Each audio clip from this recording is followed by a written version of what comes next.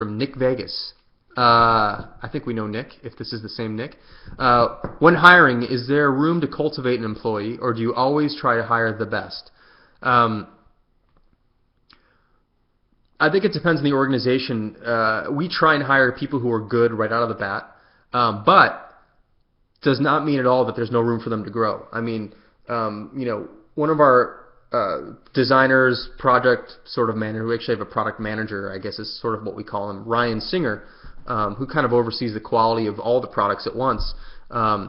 We hired Ryan, I think, when he was 19, and he was just a designer.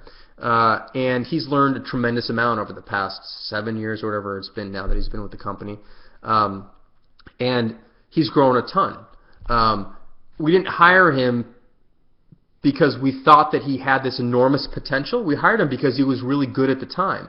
But he's also grown into somebody who has enormous potential and has developed that potential over the last 7 years. So it's not about seeing, to me, it's not so much about seeing a gem in someone who could be good down the road. It's they've got to be good now, but they could also get better. And that's sort of the type of person you want. Now, different organizations are different. If you're a big company, you might have interns that come in, and you might spot sort of a gem there, and you might then hire that person and develop them. But we're so small that we don't really have room for people who can't do a good job now. We also don't have room to really train people formally.